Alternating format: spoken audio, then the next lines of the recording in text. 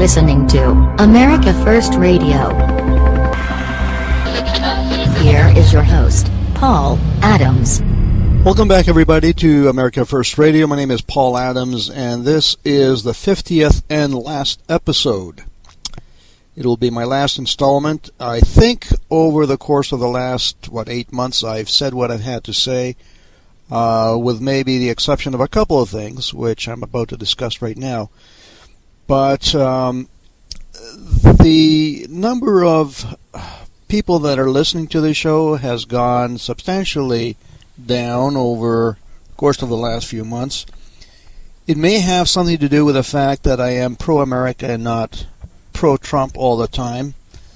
I don't espouse all of his policies. I respect the man. I hope and wish and pray that he does well for America. But at the same time, I don't want to be relegated to a newscaster, and I don't want to feel like I'm imposing my views all the time on an audience reticent and reluctant to adopt my views. I've said what I've had to say. If you really want to know how I feel about the Republic, you can go and download my little booklet. It's a pamphlet, very short read, and you can go to myamerica.win. There are so many things here that we could be discussing, and all I'm doing is rehashing what I've already said. But, I'm learning, and I have come to realize that there's more than meets the eye. Not everything is what it seems. So today, I just learned a very important factoid about the Federal Reserve Bank. I learned that from Paul Craig Roberts. I'm going to be discussing that. I've come to the conclusion that people either don't want to be awakened to the truth, or they are so far immersed under the ether, they're so hypnotized that even if you smack them over the head with the truth, they still won't wake up.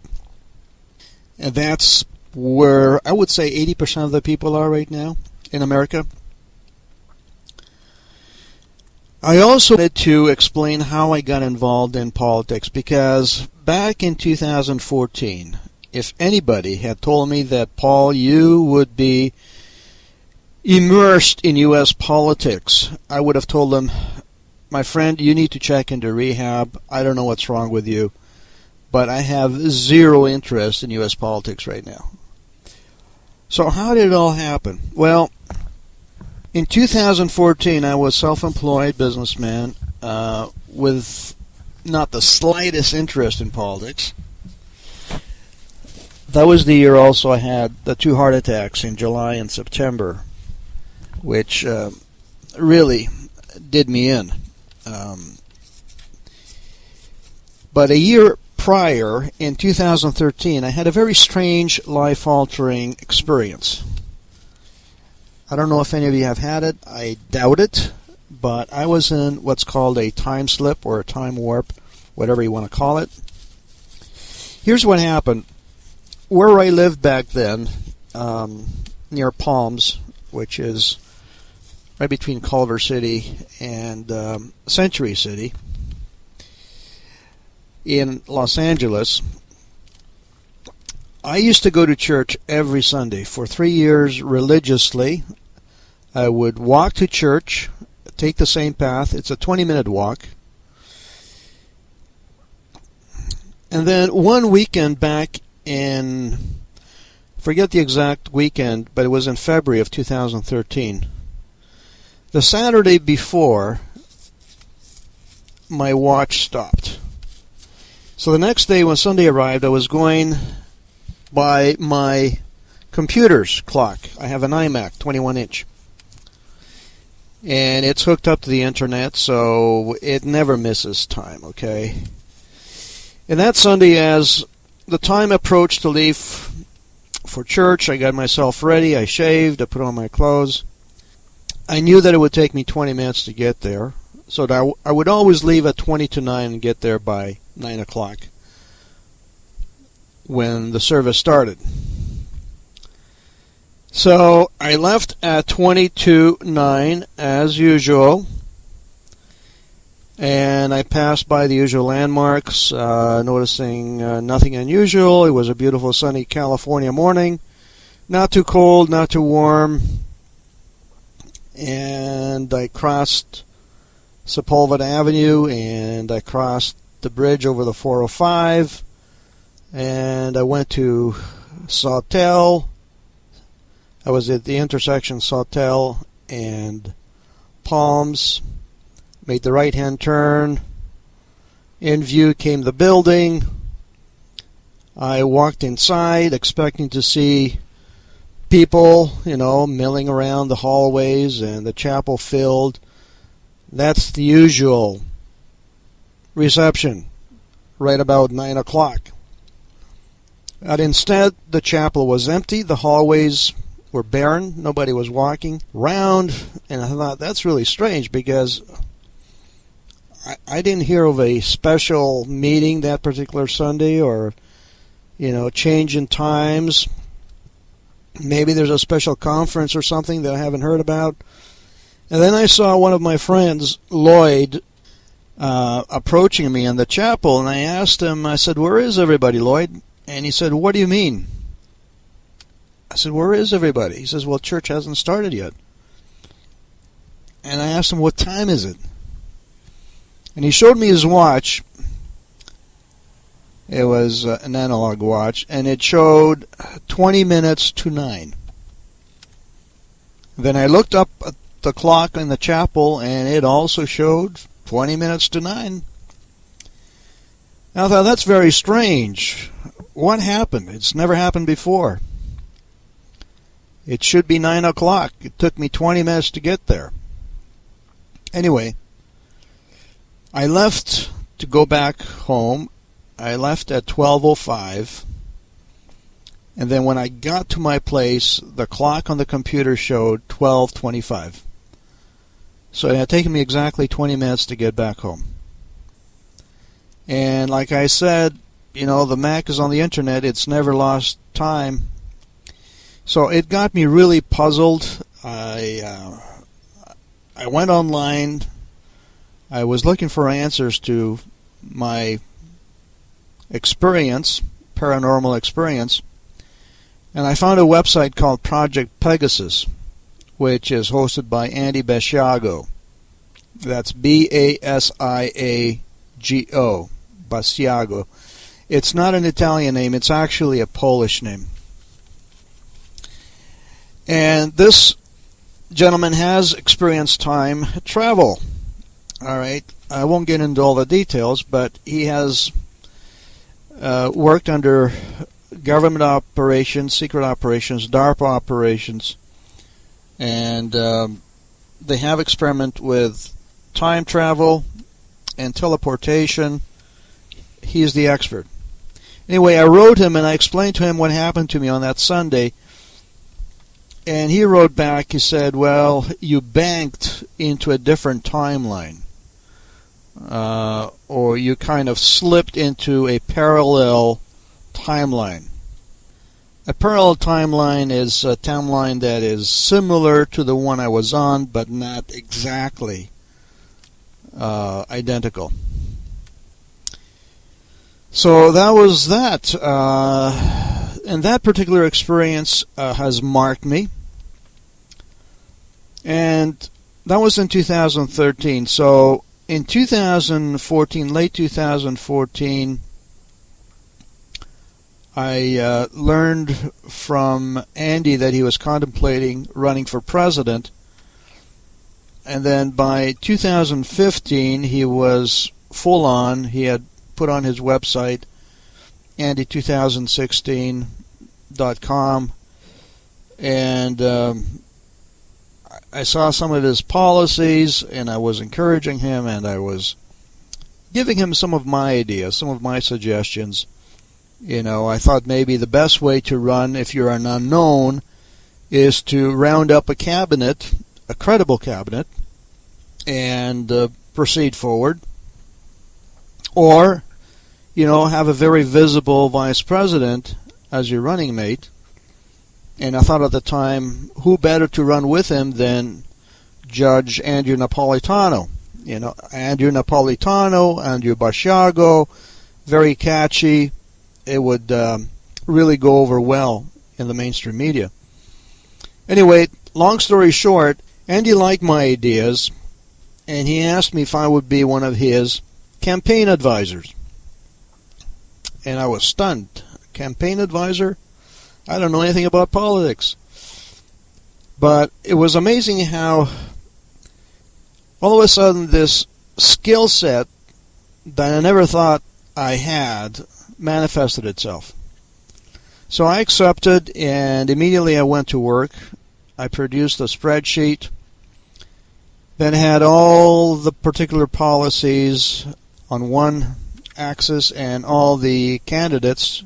At that time we had over 20 candidates from the Republican Democratic side, and I was able to somehow clump the frontrunners on one end even before the debates had started.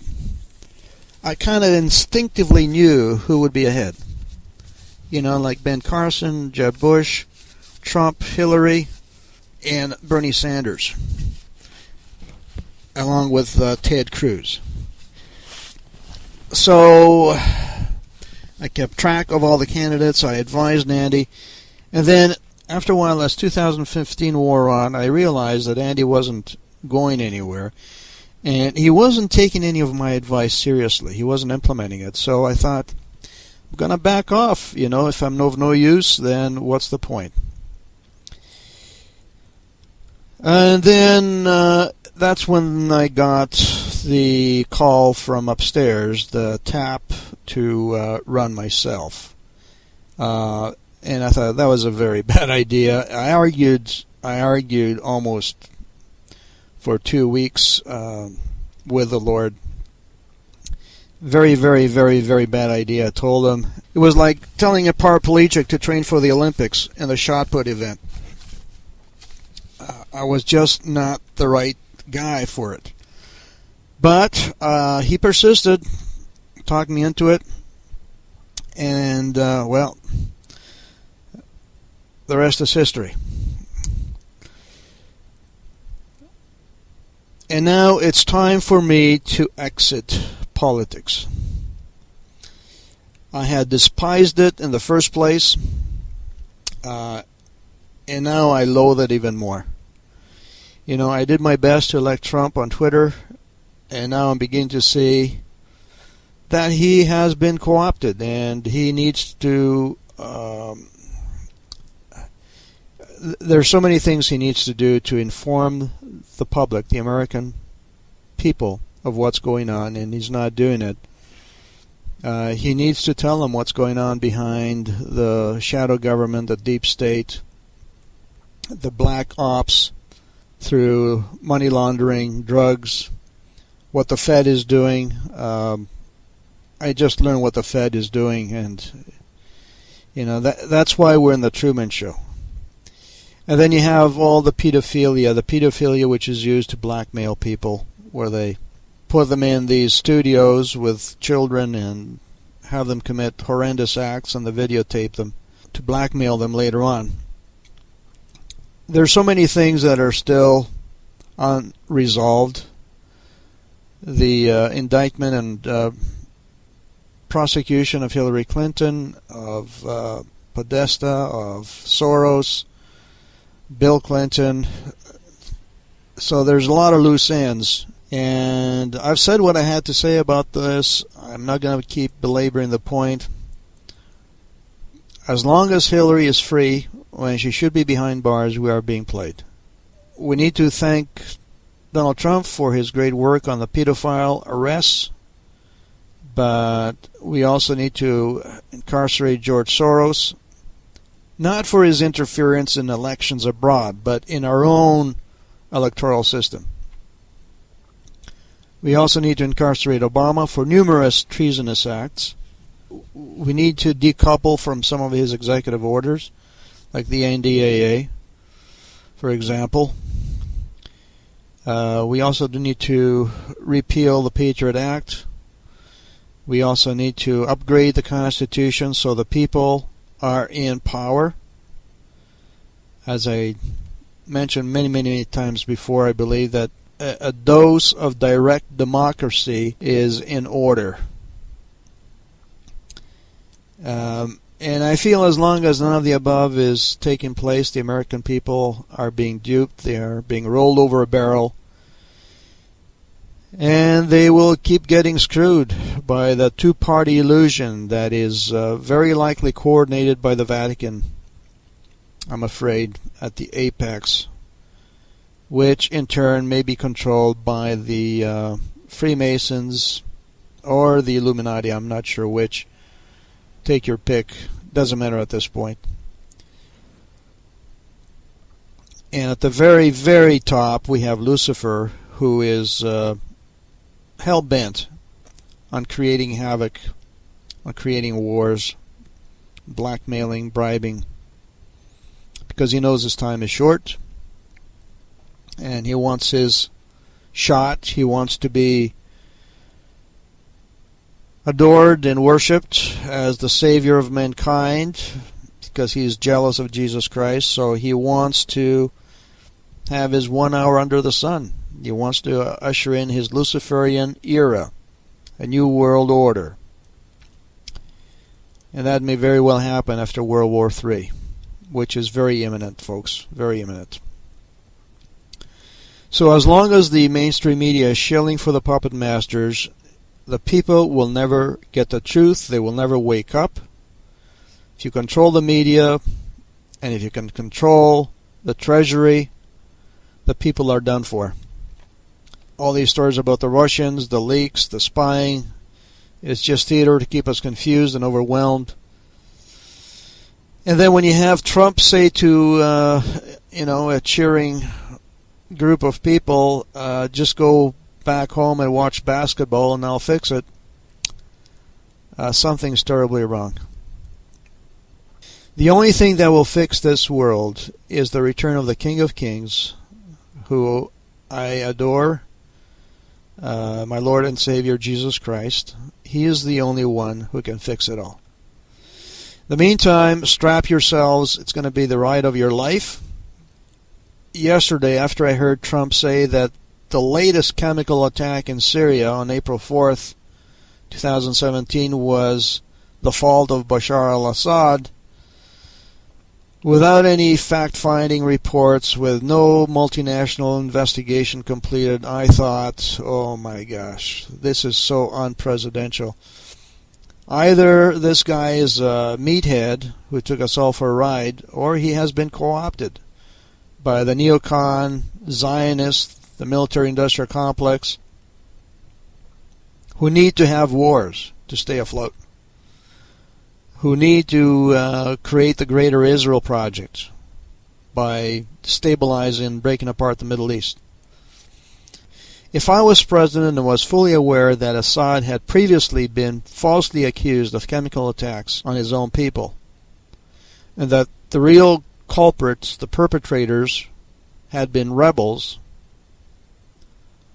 and now for the second time I hear another chemical attack takes place, after we had stripped Assad of all his chemical weapons, I would have been very skeptical and very cautious in my remarks. I would have taken a totally different tack,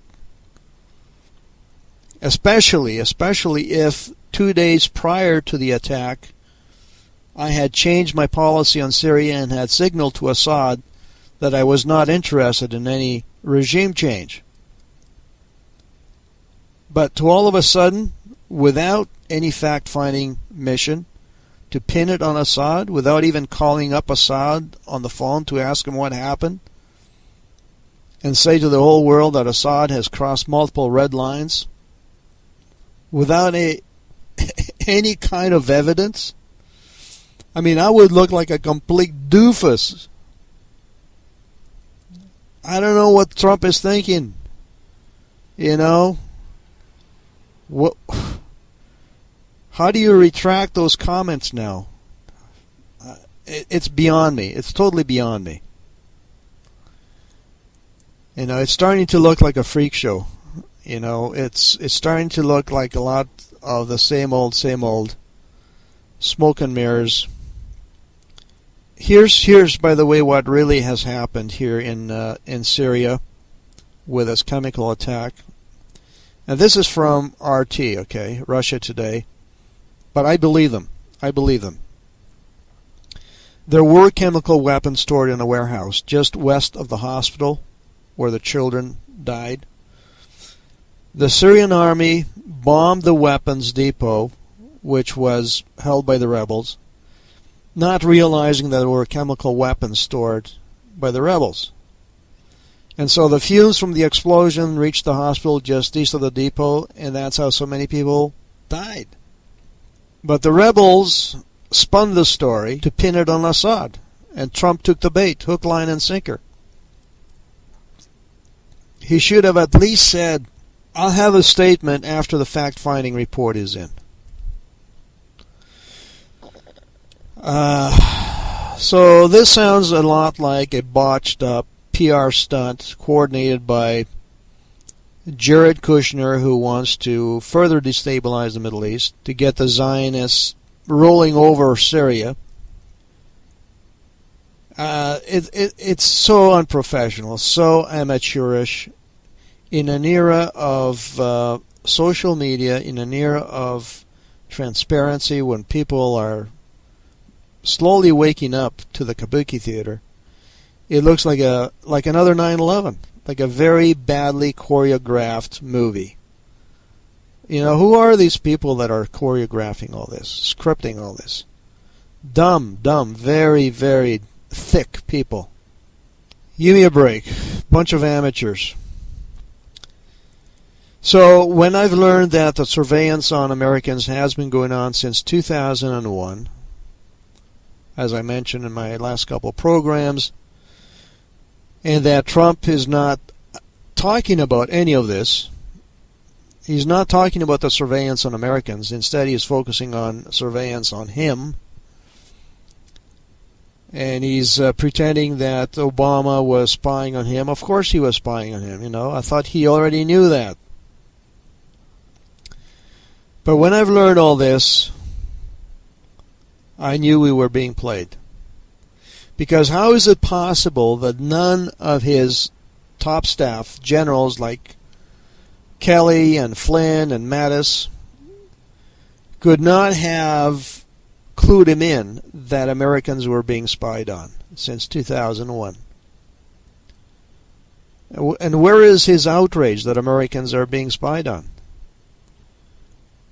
So that plus failure to nullify the NDAA and the Patriot Act, it just tells me we're in a kabuki theater. And then you got to ask yourself, why didn't the GOP have a viable health plan to replace Obamacare when they had 7 years to work on it? And now Trump is trying to pin it on the Democrats. It doesn't work that way. So I think we're dealing with a co-opted president, controlled president.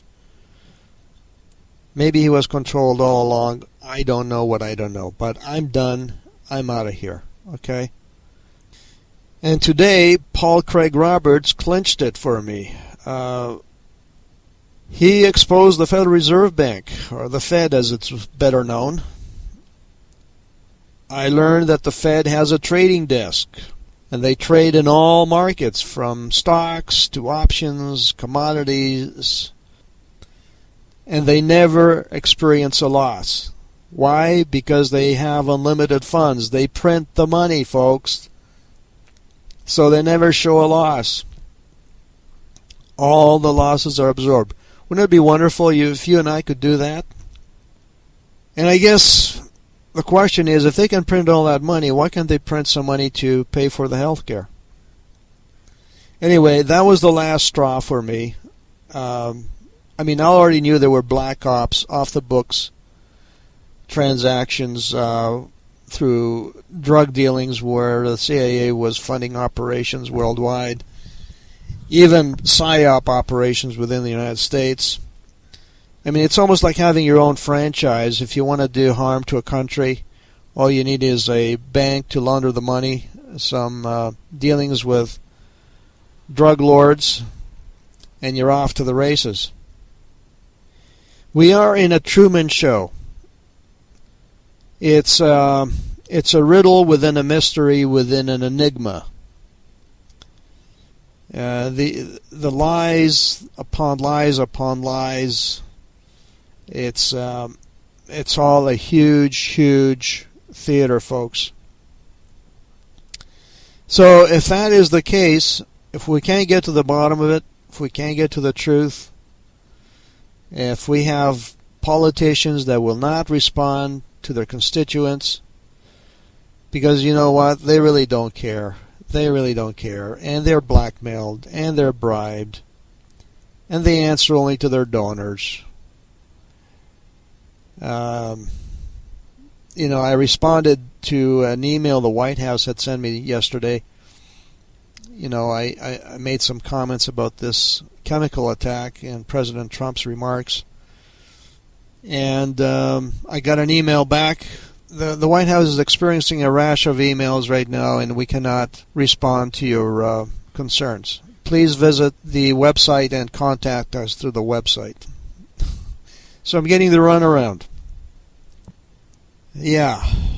Anyway, I think this being the 50th episode is kind of emblematic, symbolic. We have 50 states, 50 stars on the flag. And I no longer want to come across as controlled opposition, or worse, as a fearmonger. I think you got the gist by now. You need to do your own research. You need to be on top of it yourselves. I will keep my website up for news. It's trump-x-press.com. But apart from that, that's all I've got to say for now. Keep your eyes on North Korea and Israel. God bless the Patriots. And God bless America.